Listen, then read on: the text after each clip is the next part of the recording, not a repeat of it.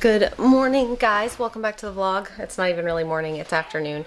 But I thought it's been a while since we've updated you guys on, that's a fly, on what's kind of going on around here, like the property, the animals, what, you know, kind of plans and where things are at and stuff like that. So I had a few questions about that. So I thought maybe that's what we would do today in today's vlog, part of it, obviously.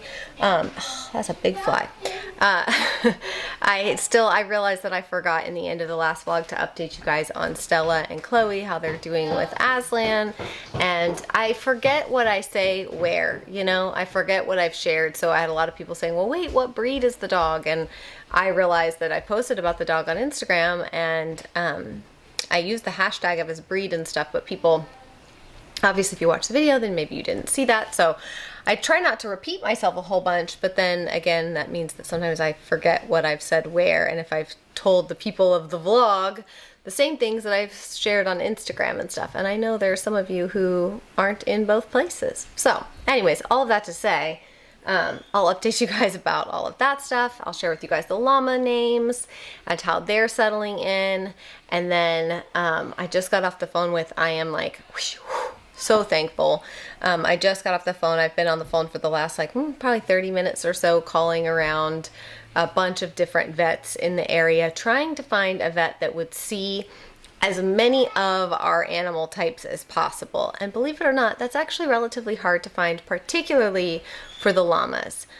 So I found a vet that were like, oh yes, we see camelids all the time. And I was like, okay, great. Llamas are the only camelid I have. So that's great. But they also will see the goats. They do home visits. They're available like 24 hours a day for emergencies and stuff. And I just felt like we had similar thinking when it comes to like caring for health-wise animals and stuff like that. So I'm very excited to have found them. And I'm really thrilled to have, I was starting to get a little bit worried, but found a veterinarian. We found a vet that will see the rabbits. And then of course, dog vets are not hard to find, but the llama vet was a challenge. But we have handled it. And now we're going to carry on with our day. We've got some stuff to do outside. And like I said, it's after lunchtime now. So I'll just give you a little update. Smile. Oh yeah, looking real fly. Baby got a hat and a new coat. It gets a little chilly outside. Let's see, Mimi got a hat and a coat. Oh, my some boots. What do you think? He's out of the attention span. Yeah, I think they look good. Like I can. Yeah. I have the little fluff at the top. Nice. Those kids crack me up. Okay, so I thought I would show you guys the work that my folks did out here to get the tack room ready and kind of where we're at. Sierra and my dad took a load of garbage and recycling this morning to the recycling center. I spent about 2 days painting this. So if you guys remember, it was like brown and blue. We wanted all the barn structures and everything here to be white and black. So I've been working on painting this. And unfortunately, I don't love how glossy the black color is. It's a barn paint and it's an oil-based paint. And it's just very glossy. I don't really like that. So I'm still trying to decide what I want to do because obviously I need to finish the black paint. But I stopped because I just didn't love how it was coming out. So, especially on these doors. I really don't like how shiny the doors are. What are you doing? Trying to find the tools I need to hang the hay feeder. Yeah. So, this was once a giant disaster. It's so much better though. It's much better now. Except for our stuff. Like we need to get a place for all of our power tools and... Well, we need to get some shelving over here. For certain things, especially stuff we don't use all the time, can kind of go up. And then we could do even more shelving over here. A roof. So you had a loft? Shelf. Yeah, almost a loft. We're just gonna, that way all of this, because all that's just, this is just unused space up here. Yeah. And then we can take the lights and string the lights up underneath that, that roof, so. Well, we've got our freezer out here, our deep freezer. Nothing in it but Egos. And then my dad cut a hole in the wall so that their 2 barn kitties could come in and out. So they've got their hole there, and then they've got a stand and their litter box and everything in here. And then they can freely come and go when the doors are closed. But got saddles and stuff. And then when this door is closed, the kitties can come and go through the hay storage area. So I'll show you guys that, but I got to get into the... Eventually, we will be re-dividing up these pastures. This is not how these will stay until eternity. It's just temporary. That's why we have the temporary fencing up and stuff. And hello, is there anybody in here? No, they closed the gate. Okay, so this is going to be, this was, I don't know if you guys remember, but this was just like a run-in shed side. And my dad added the walls here so that we can keep the horses out once we start storing hay in there. I actually think my folks are going tomorrow to get like 100 bales of hay, and so we should be able to store that in here. But then as you can see, the kitty cats can jump, and my dad put them aboard here, and aboard there, so that they can jump in there. So as y'all know, we don't have any cats anymore, but my parents have 2. They're coming to see me. Hello, boys. Hello, boys. How you doing? This is Cooper, Captain. And here comes Jack. Here he comes, Jackson. Come on, bring it up the rear. So Captain here in the middle was one of my parents' orphan foals. So they've had him since he was just a few weeks old. I can't remember. My mom tells me and I always forget if it's like a few days or 6 weeks or what it was. But they've had him since he was just a baby. And he was an orphan. That's a whole nother story that I'll have my mom explain to you if you don't know anything about the industry, particularly with certain very high-level horses and breeding and stud horses and all of that kind of stuff. Basically, take mares to nurse the foals of these high-level, high-bred, high-dollar horses. But in order to have a horse in milk to be able to nurse these foals, she has to have had a baby. So they'll just discard her babies. They'll have her get pregnant and they'll just discard her babies. I mean, it's really quite gruesome, to be honest. So I'm not going to go into a whole lot of detail there, but yeah, they just discard her baby so that she can go take her milk and nurse one of these high-dollar, expensive foals. So it's really sad, and my parents have, so Captain, this guy right here, he's a nurse mare foal, is what they're called, a nurse mare foal, and Mia over there is a nurse mare foal, and can't remember who else. Is it just you, Captain Mia?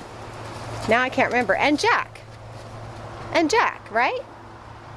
Did you guys see this little nub on his nose? He has like it's like a swollen area on the bridge of his nose. I can't remember what it's called, but it's from getting kicked in the face by another horse. Look at what you guys have done to my beautifully painted white wall. Okay, listen. You guys are surrounding me like sharks, and I'm not here for it. Now, especially with these younger guys. Especially with these younger ones. Captain is sort of the boss in this pasture, so he tells Jack and Cooper what to do.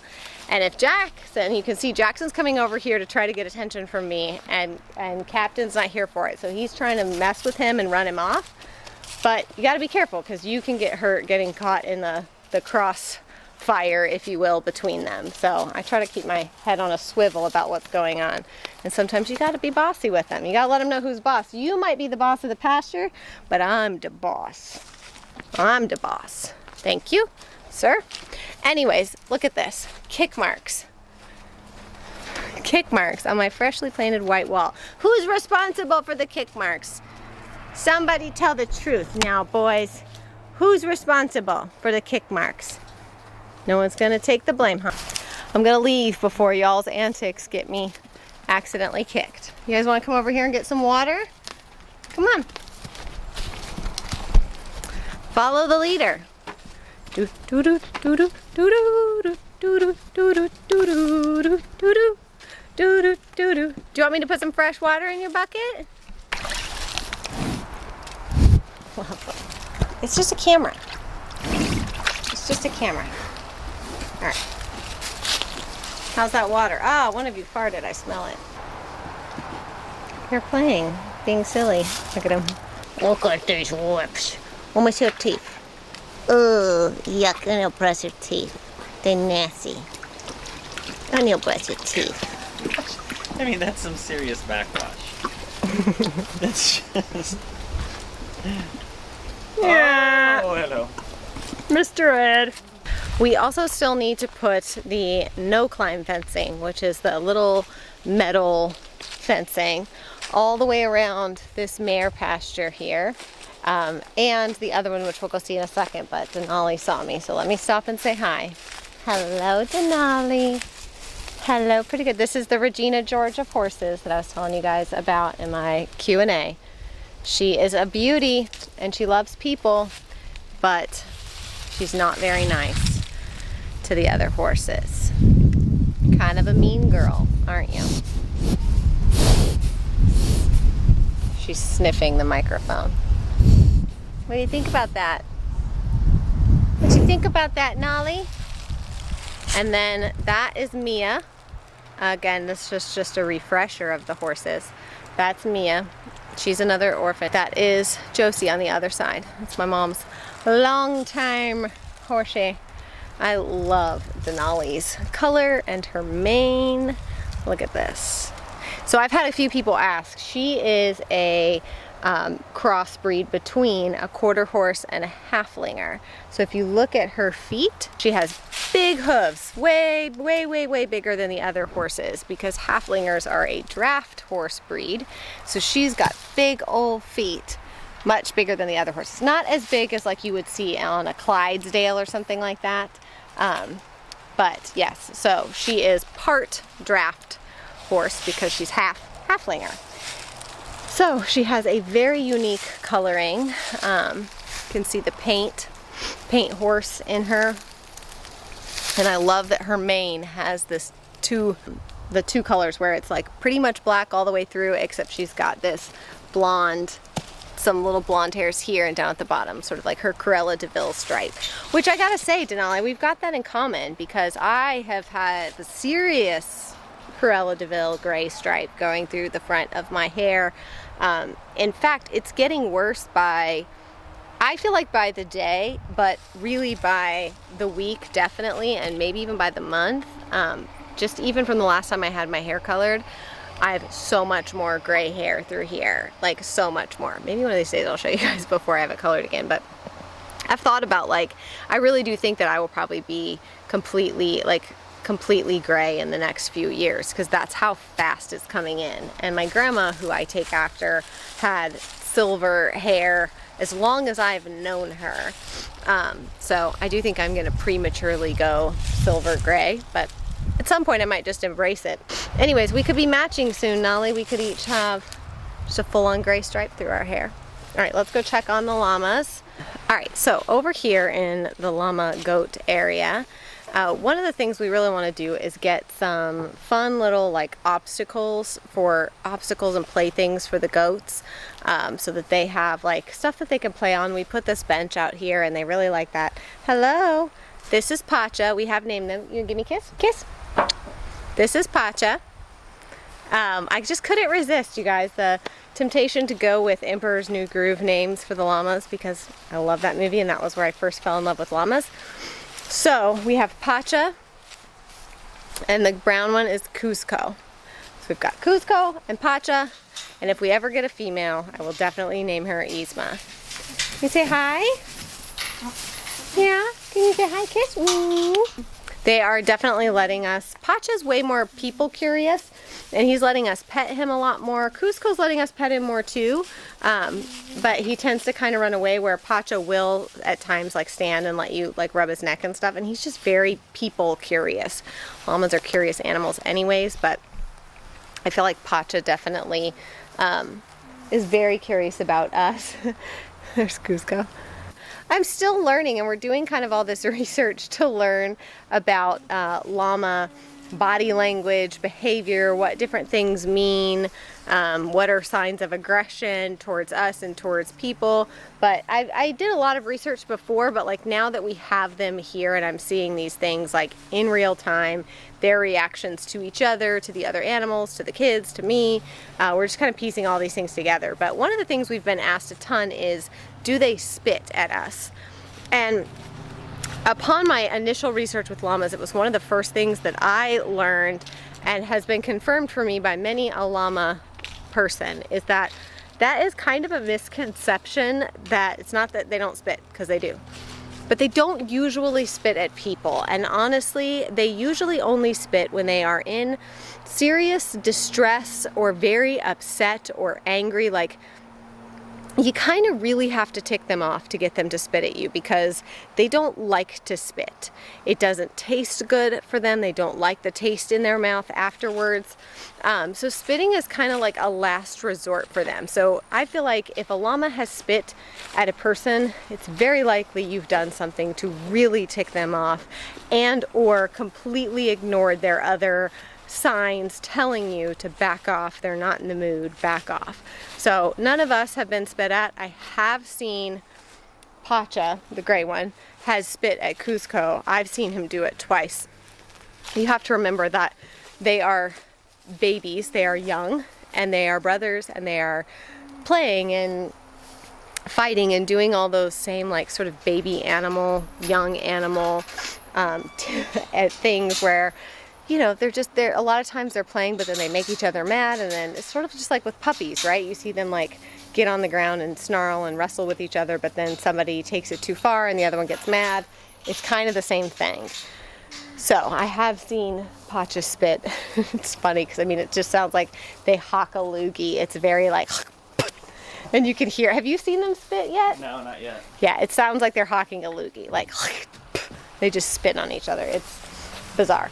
Anyways, They never come in their stalls except for when they do come in their stalls, but Pacha's like, what are you doing in my stall, sir? it's the personal space that really, They do invade your personal space. I mean, it's all up, like if I now you know how I feel.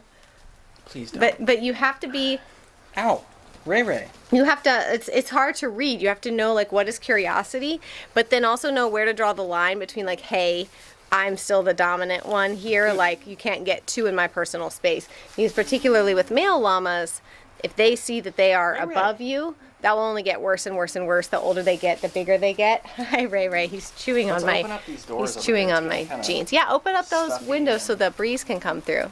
Hi, Ramon. Hi, Ramon. Yeah. Kind of did pretty good on this little centerpiece here. Yes, yeah, I was quite proud of himself at building out their center stall area here. So he's gonna hang their hay bin thingy. Oh. What are you looking at, Swan? Oh. Hello, Ramon. Hello, my Ramon. On the Louie. What are you guys doing? They're like, what's he doing in our stall? He's hanging your hay thing, guys. It's a good thing, okay? You're gonna have your hay thing. So llamas don't like to have their faces touched. So we start by kind of just touching their neck and petting their neck and getting them used to like desensitizing them that way. And then slowly kind of working up the back here where you can touch them on the top of the head between the ears from there. But if you just come at their faces, they don't like that and they're gonna like shy away from you. Yeah, when they come up and put their faces, like a lot of times they will give like llama kisses. They come up and just put their faces up. They're curious, mostly gentle and kind animals, but it is hard to read because you just don't know their body language and you have to learn it. So. Not trying to hurt anybody. I just need to get my stuff. Yo.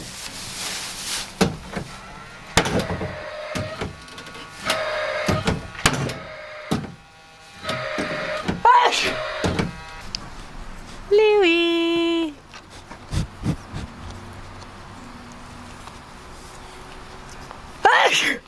Ruthie Pigface.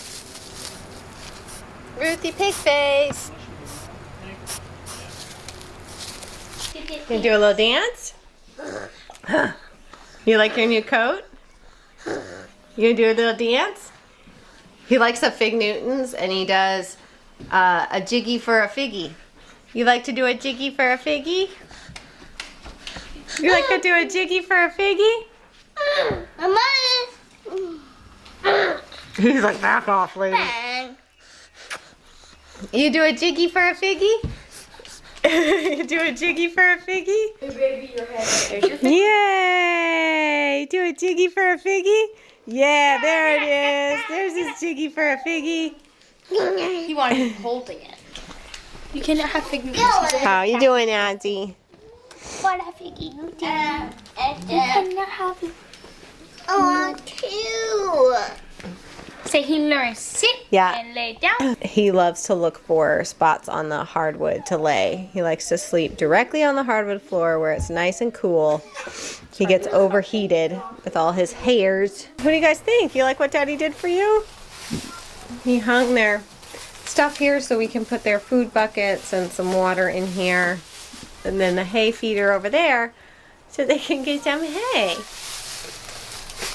What do you think of that hay, Cusco? What do you think of that hay? And he did one on that side too, so that if we ever have to split them up into stalls, they each have one.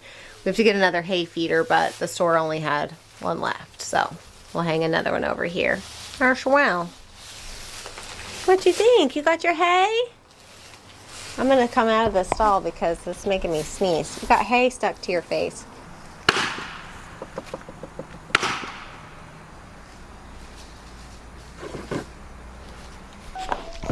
All right, so Mr. Aslan here is, hey, oh, don't bite the microphone. He's a Great Pyrenees. I've had a few people ask that question. So he's a Great Pyrenees, and he's 11 weeks, maybe 12 weeks now. He's a big boy. He's a big boy. Yeah, he's a big boy. He is super, super sweet. I mean, he's a puppy, so he chews and stuff like that. But, sorry, my allergies are going crazy. And Daddy loves you so much. Christopher's obsessed with him.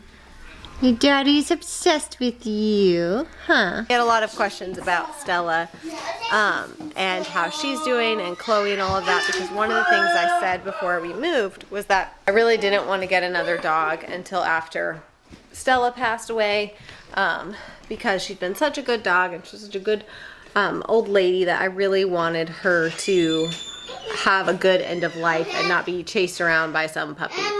So, however, once we moved here, we realized very quickly that we really did need a dog that could be a good guard for our property, for our other animals. And Stella is just not up to the task. She is, thanks honey, you take that inside. She is old and getting older by the day. She's going both deaf and blind little by little, but it seems to be increasing a little bit more and more. So it became obvious to me pretty quickly that she wasn't going to be able to be a guard dog basically at all. And so we needed a guard dog. And so that's what we got Azzy. The whole situation and everything just worked out perfectly to be able to go ahead and get him and bring him home. Now I will say that obviously Aslan is a puppy and plays like a puppy, and Stella just, my allergies are so crazy. Stella's kind of an old lady, so they really don't play together much. Aslan has tried and Stella's not interested, and so that's okay. We let her have her space. She spends most of her time sleeping in my room, or sleeping under my desk in my closet, or sleeping on the dog beds we have in the dining kitchen area. So that's pretty much what Stella does. And she has her good days where she gets up and goes outside and explores a little bit, but for the most part she spends most of her days sleeping. So that's been good because her and Azzy haven't been butting heads. They kind of just are like ships passing in the night. Chloe, on the other hand, Aslan really wants to play with Chloe, and Chloe has zero interest in Aslan right now. I think it's mostly just because obviously Azzy is like 5 times her size, and Chloe is very intimidated by that, and so she's kind of been like, get away from me kind of an attitude. So I think Chloe will warm up as time goes on, and as Aslan chills out a little bit, I think Chloe will warm up, and they will be buds. And I'm glad too that when Stella does pass, then Chloe won't be alone and sad. They'll have each other too. You know, dogs are just, they're smart. They get that stuff. And I worry that this may be like our last Christmas with Stella. I don't know. Dogs can surprise you sometimes and live way longer than you think that they will, but I just do feel like she was on a really downhill trajectory before we moved. Since we've moved here, I do feel like she's had an extra pep in her step, and I can tell that she's happy. Her deafness and blindness has increased since we moved here, but her overall like spirits and stuff have been really good since we moved here. So I think she's just aging, and kind of aging quickly at the end. For dogs, it can kind of be like a fast moving thing. So we're just trying to, like I said, it's like all about keeping her happy, and Stella gets what Stella wants. And so, like I said, she spends a lot of time sleeping in my room on the floor. She sleeps under my desk in my closet office. And yeah, and she goes outside and plays outside and does things like that when she wants to. But otherwise, yeah, she leads a pretty quiet and calm life, and just kind of sleeps her days away. So for us, it made sense to go ahead and get Aslan and start training him and getting him ready for his role, as he is a family pet first and foremost. Like, he's our family dog. He's a guardian dog for our property and for our other animals. He won't be like a fully outside livestock guardian dog where he always lives outside and he never comes in the house and his job is to stay with the animals. He has, you know, sort of our family to protect, our kids, and then the little animals. We have things set up so that they're pretty safe, and they've got the llamas as well. So there's just sort of lots of lots of guardian figures around here that just kind of are meant to help keep predators away, guard our family, keep our family safe, keep the other animals safe, and yeah, so hopefully all of that can be kind of harmonious with all the different animals. So like I said before, he's a Great Pyrenees, and that's they're in the class of like LGDs, or livestock guardian dogs. There's other breeds, but Great Pyrenees are very popular for that purpose. So we are just so thrilled with him. Like, he is literally just like this big teddy bear, polar bear kind of dog. Like, the whole family just loves him. I took a picture yesterday of Benji just crawls all over him and rolls on him, and Azzy loves it, plays with him. I got a picture the other day of Noah and him napping together. Aslan was asleep and Noah was laying on him asleep. And so he's just been so good with the kids and the other animals and everything. I feel like he's just meshed into the family perfectly, and it's kind of like he's always been here.